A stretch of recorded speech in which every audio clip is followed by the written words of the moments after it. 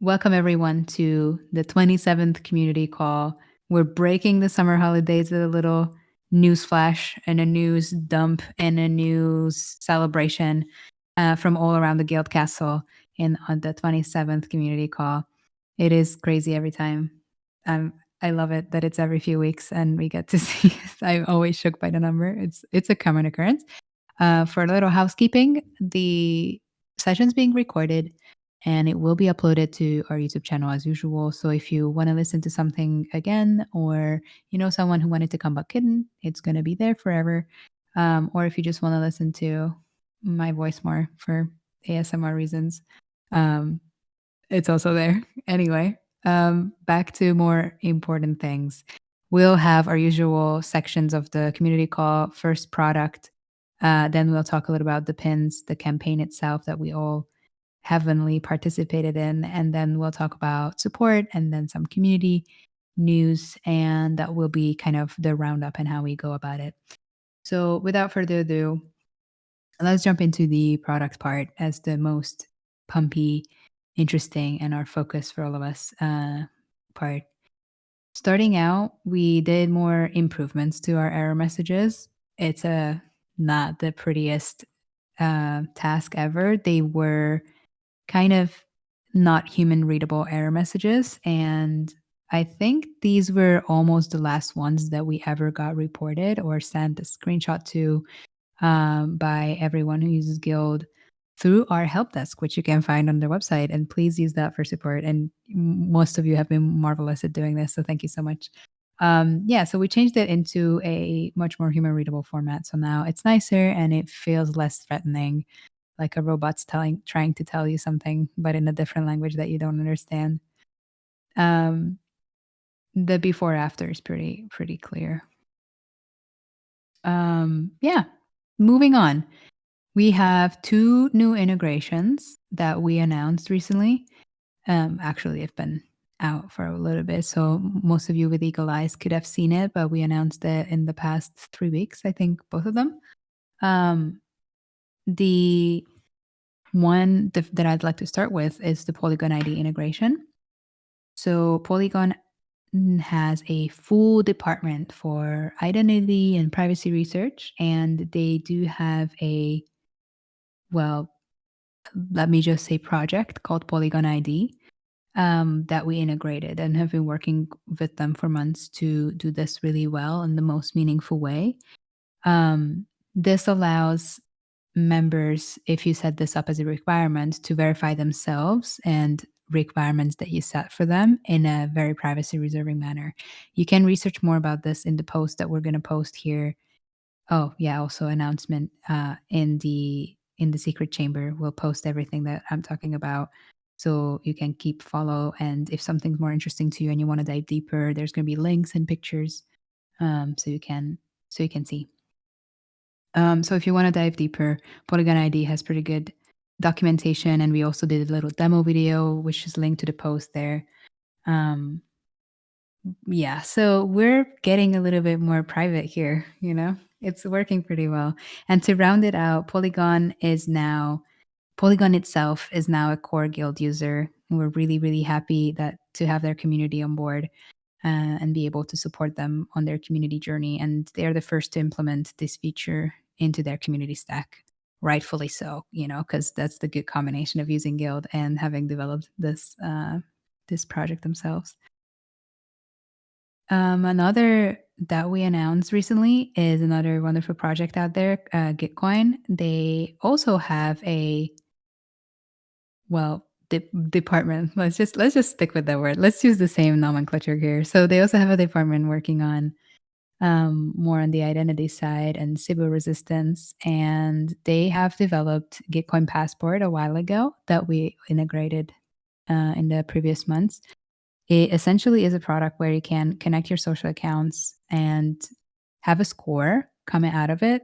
And that score is kind of reflective of your humanity and um, how much you're proven to be verified. And it's an open source identity verification protocol, essentially, that enables more trustworthy and secure communities. So through Guild, you can use these as requirements. So if you say, oh, wait, which what an interesting thing is with this or through this integration, you can set up requirements like having your Facebook connected or having your LinkedIn connected to Guild, essentially, like through this indirectly, which is pretty interesting. There's also posts that we posted on Twitter that we're going to link here. So if you want to read more, jump in. But yeah, we're still diversifying of what can be done with the Guild model of requirements, roles, and rewards. Let us know here in the chat if you have an idea or seen something that would be super interesting to integrate.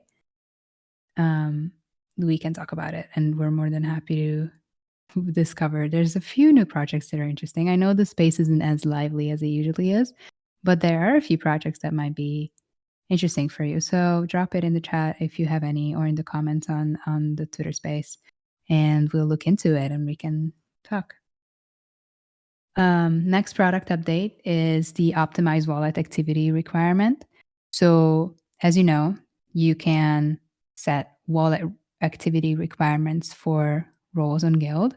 It's been out for a while, but what happened is we optimized this. So this requirement type is checking for wallet ages, levels of activity, and even down to specifics of having held or transferred a very specific asset in a given time frame.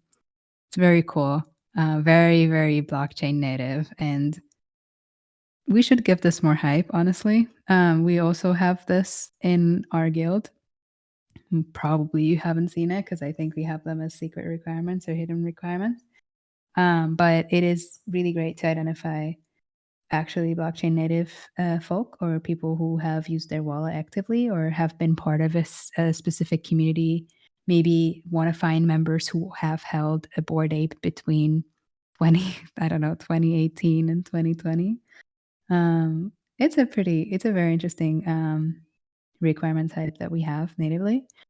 But what is the news now is that the Guild team spent a lot of time in the past few weeks optimizing and streamlining how we check these requirements, further improving its stability and ironing out any issues that we had before, which were that the wallet activity check did not load for every single user, which was an interesting problem. But all of these issues have been solved, and none of you should run into this issue anymore. We also eliminated a whole lot of errors during this system revamp while we're processing the checks of these requirements. So it's more reliable than ever before. So yeah, there's a lot of ironing out that happened. And yay.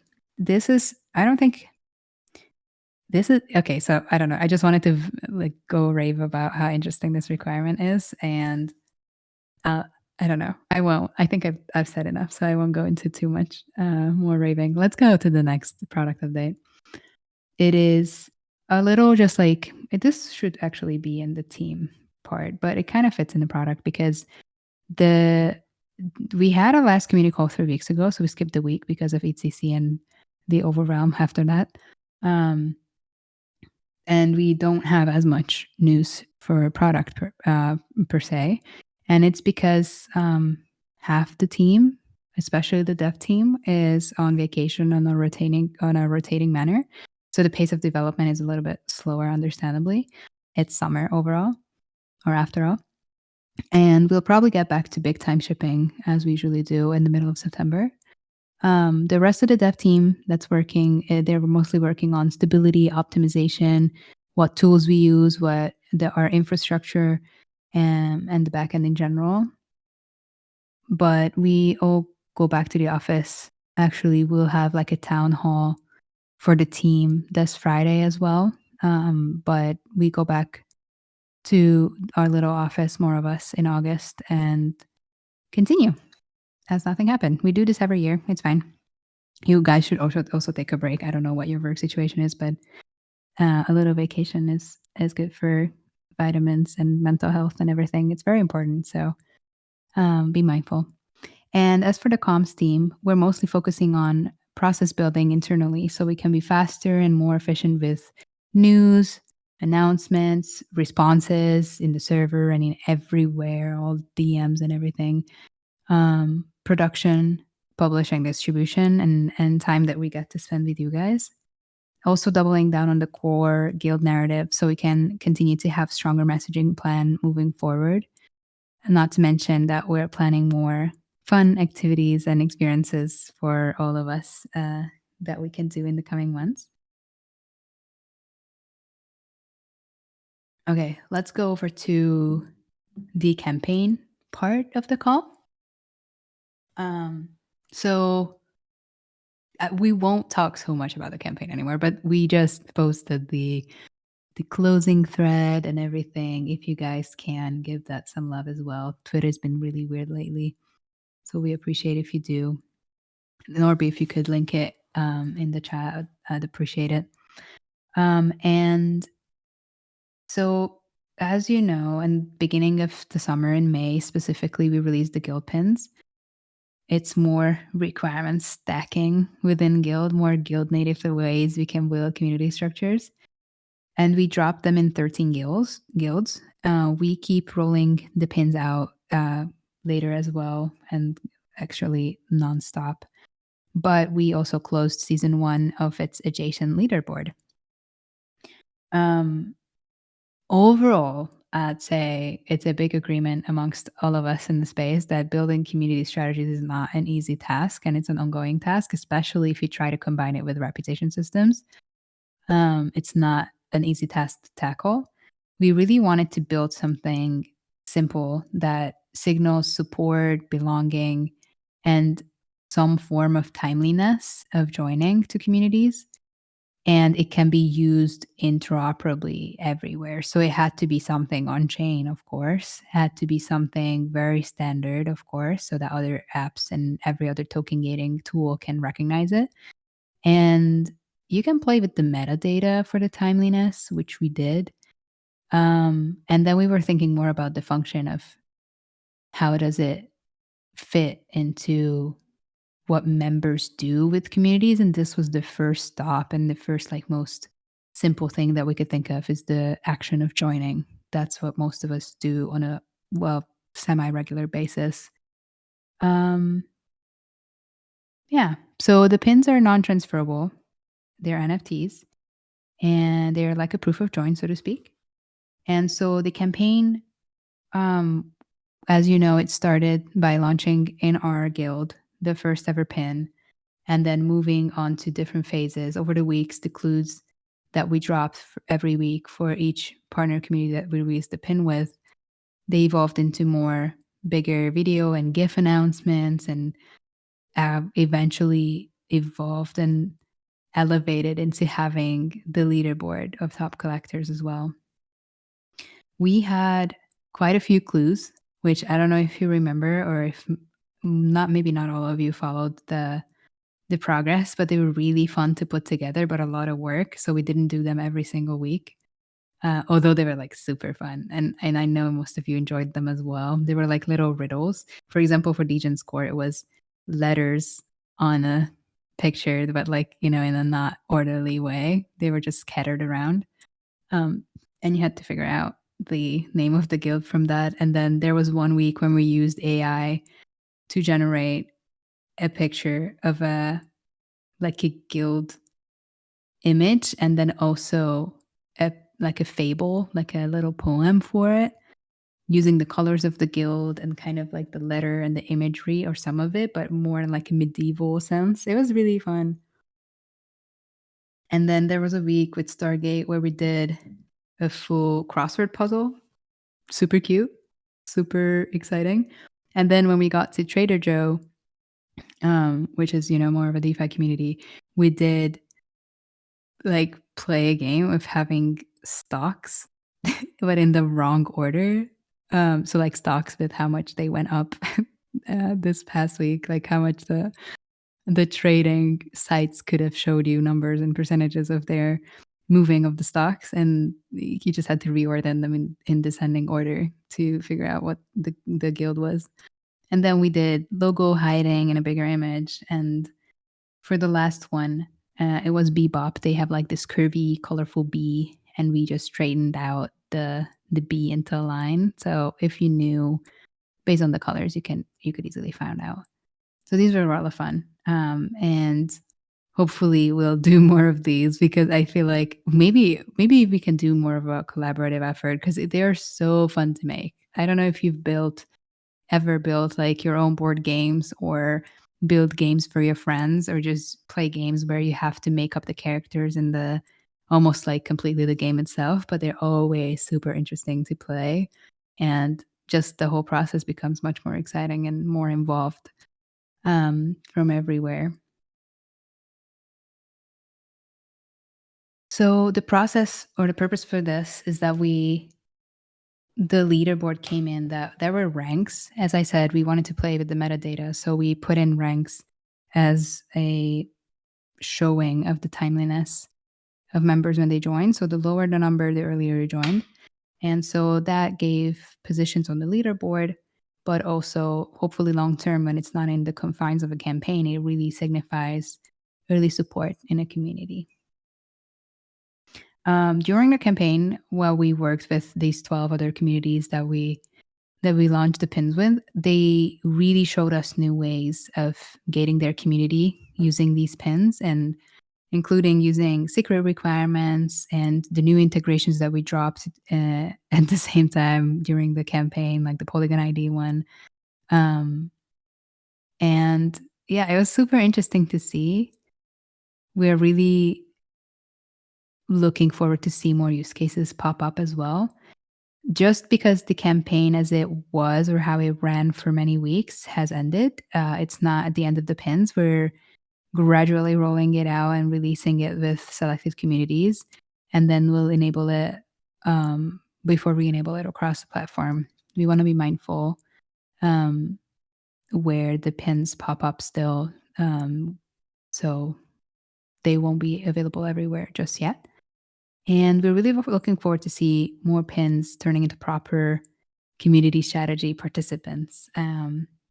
We'll definitely try to use it in our guild as well more. So far, with this few weeks, there's over 700,000 pins that have been minted, which is crazy. And we know it's, from the campaign and all the excitement and everything, but still, we have not anticipated this much interest and support. So hopefully, it translates to this feature turning into an actual building block and something that we can continue to work on and develop on and tweak till it becomes even more useful. As of July 17th, we closed the leading board as well. Um, the Yeah, there will be we like hinted and we'll continue to hint. There will be an announcement next week about the rewards for the top 100. We don't necessarily want to continue being like a giveaway project. I don't like that approach as a communications person. But we got so overwhelmed with all the extreme involvement and support that we just really, really feel like we want to give back. So we, yeah, we kind of have to. Like it just feels, I don't know, it feels right. It feels nice. So we won't. I don't know if with coming seasons how we're going to develop the strategy and like the reward system, but I feel like this might be a unique scenario. But in any case, look out for next week for the proper announcement. We also, as a again housekeeping for our server listeners and people who are active in our Discord, again, thank you and welcome again here. We retired the clue source and the clue chat channels, which maybe not every one of you participated in or seen, but it was part of the campaign because of the pins. Since the pins will be not partly this like core to our communications, they have been archived. And for members who were pins, but also managed to get acquainted with our community and got more roles, they can continue chatting in the general channel. The pins don't need their dedicated announcement channel though. So like if we have everything, even next week's announcement is going to go in the normal announcement channel. We don't need to have a separate category for this. The leaner the Discord, the better. So thank you for understanding, and we'll keep trying to be very informative with what happens in the server. And if you have any suggestions, let us know as well. And with that, I'll hand it over to Hannah for the support part. Let's continue with some support good news as resolved issues. And also, I would like to bring some heads up about bugs that we are currently working on, investigating, whether it's on our end or whether we are just giving it to other third-party API, providers and all these things. So let's get into it. With the good news, first things first. As you may realize that you may experience it earlier this summer, we disabled the disconnecting social accounts and wallet addresses feature. Basically, it happened for security and cyber reasons. And you might also read our tweet about cyber resistance experience with Lina and Galaxy. I will just put the link afterwards in the secret chamber. We basically told you the story, what we experienced with the campaign and how we try to troubleshoot with everything that we experienced. So since it's all set, disconnecting socials and wallet addresses available again.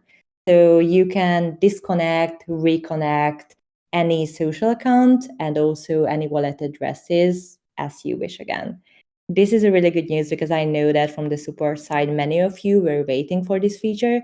So good news, you can do it from now on. The second one that I wanted to bring as some good news is last time we talked about a specific issue, which was basically having the connect needed to check access message at Discord requirements. It was an issue that we've been working on. Some of you may experience it. In short, there were this connect needed to check access message appearing at Discord requirements while not actually having the option to reconnect Discord accounts. So now it's all set, it's fixed on our end. If your Discord tokens are expired on our end, you can simply just reconnect your Discord account whenever you see that reconnect needed to check access message. So it's great, everyone's happy. You can actually recheck your Discord requirements from now on. The third one, which was a really long-awaited fix also on our end, is the Twitter follow requirement. Since last time we told you, Twitter recently completely removed the ability to check who follows who through their API. So this requirement type was temporarily unavailable. But it's back on track. Twitter follow requirements are live again on Guild. This means that from now on, we have 2 Twitter connections on our end. So what does it mean? To check your accesses for the specific requirement type, you need to go to your Guild account. You know that on the top right corner, if you click on your wallet address, you will see the connected accounts. So there you will be seeing the Twitter version 1 and Twitter version 2. All you need to do is to connect the exact same Twitter account to the version 1 and the version 2 also. So thank you so much for bearing with us. I know that if you reported through our support, I sent you a message about it. And also, if you are familiar with our Discord server, you know that we have the updates channel where we keep everyone informed about whether something is off, something is live again, and so on. These were the good news. Let's go into the bugs, the issues we are currently working on, so you also know about that. We talked about it earlier on this call, which is basically the Polygon ID requirement. We're really happy to collaborate with them, have the partnership, and have this integration on Guild. However, if you see error generating proof issues, no worries. We are investigating it on our end and talking with the team, the Polygon team, about it and other upcoming improvements. So if you see any of these errors, just please keep sending us the reports through our support so I can keep you posted once it's fixed or once we have to move forward with the Polygon team about it. And as I see all my notes I had for today, I think that's all on my end. So it was 3 good news and just 1 it's working under. Yeah, it's under progress. So thank you so much. I will just give back to you the words. Awesome. Thank you for all the updates. um, I'll go back and take it over with the community part. So the first news is we've been in. Wait, actually, when did we talk last time? No, okay, just this. So we attended ECC 6 in Paris 2 weeks ago. It's Europe's biggest blockchain event. It's held every year in the end of July. This was our third time attending and second getting to speak at the main event as well, which is absolutely amazing. Um, and it was a really good time. It's extremely overwhelming. It arguably is actually one of the biggest conferences of crypto on on a yearly basis. There's over 5,000 people swarming the city, and there's so many different things you can do and so many different niches that you can find yourself in. As we always say, or as I always preach with the guild roles and everything, that we should have our hubs of interest and context, and based on what everyone's into, what their interests are, what their passions are, what their internet history, and essentially who they are as people, their network. Sometimes it's your social network that decides that for you, and it's the same with the conference week. So this time there was like, I think, over 180 side events. Maybe it was 300. I don't remember correctly, but it was a massive amount of things that you could do. Many different types of tracks, not just Ethereum things. There's Cosmos happening after, there's Modular Summit for all the infra nerds. There's Starknet going on. There's ZK things. There's many different avenues that you can go down on. So what we did, we're generally more Ethereum focused still in terms of community and our network and our friends and companies we work with as well. Um, as a summary, I think if you can make it happen once in your life, try to go to maybe not Paris, well, maybe Paris, I don't know. But one of these conferences, even as a volunteer, so the ticket's free then.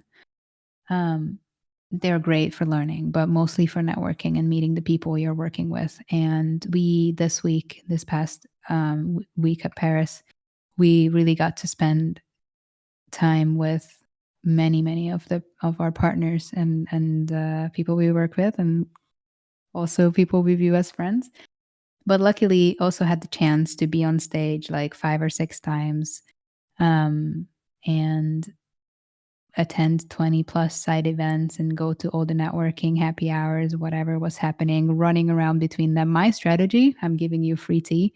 My strategy to be most effective is to just prepare for not sleeping more than 4 hours and say yes to most things and try to negotiate where, or like trying to find out location wise where everything is, and spend an hour everywhere and just run around between the side events in the afternoon after the talks are over, usually in the morning or before midday.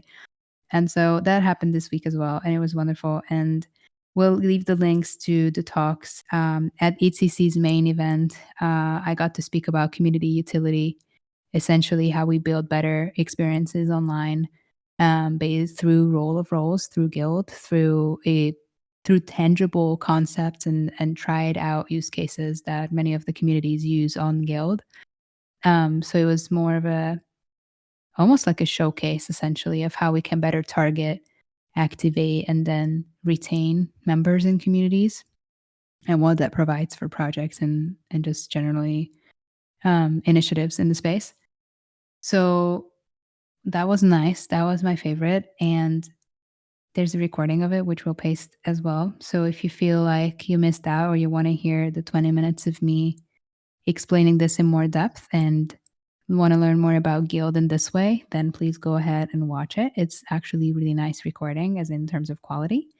But overall, I also posted a summary before the week in Paris happened about everywhere we went.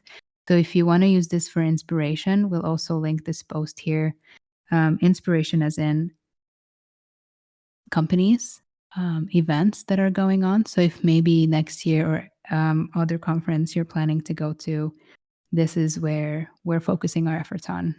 So that might be interesting for you from strategy purposes. But otherwise, The 3 recordings that we have from the other 2, aside from the ECC one, is the Shifa event, which was super well organized, and I'm so grateful to have been able to attend that one.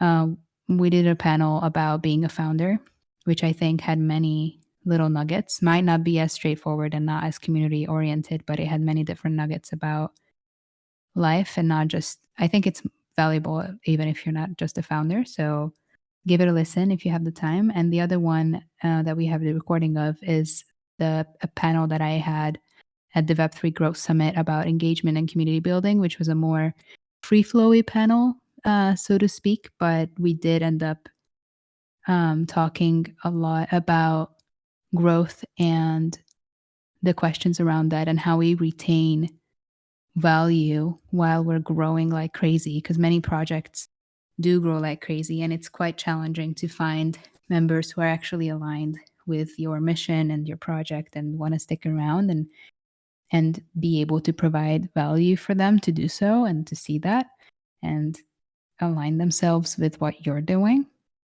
So that's, it's a hard issue to tackle, but we did talk a lot about it and I shared some advice there as well from all the learnings that we had. So overall, it was wonderful. I feel like it was a good return. We try to pace ourselves with how many conferences we go to. It's still a lot every year, but Paris is something that I'm not giving up on because it's the one of the nicest. It's just technical enough, but there's also non-technical things, many, and even the companies that are stationed in the US are coming over a lot of times, and a lot of investors and everything. So it's a great pot for meeting. If you're starting out, the hackathon is also highly recommended to do. Quite a few of my friends did the ETH Paris hackathon after the conference part is over. And the bounties there are incredible. There's a lot of support. It's very well organized. So if you're a developer or looking to hack or join as a non-tech person, join a developer and build something, that is a really good one. Okay, I'll finish shilling Paris. If you need more conference advice, let me know and I can do a workshop around how to do one effectively and try not to burn out and do the most and 10x yourself. Or like, whatever you're doing, just get the most out of a week in a town where you have to meet everyone. Let's move over to more community news. The little bit that we have here is that we installed Fern, which is our community tree, a few weeks ago, and I actually was expecting that it's gonna go well since we have such an active GM channel already in the Discord. Um, Somehow Fern, you guys are tapping the water button so fast that Fern is in the top 1,000 of all trees on the planet. That's so crazy. Like, I mean, like, what? That's that's a lot. I remember, I think a week ago or 2 weeks ago, it was 2,000. So either other communities are not doing it as quickly, or we're like increasing the velocity of watering Fern by like crazy amount. I can't wait to see where this goes. It's a silly little thing, but it's also cute. So continue watering Fern whenever you have the chance, whenever you're in this part of or corner of the internet. Let's go, Fern. And if you have any questions, we do have time, but I know that everyone's been answering here in the chat in the same time. Um,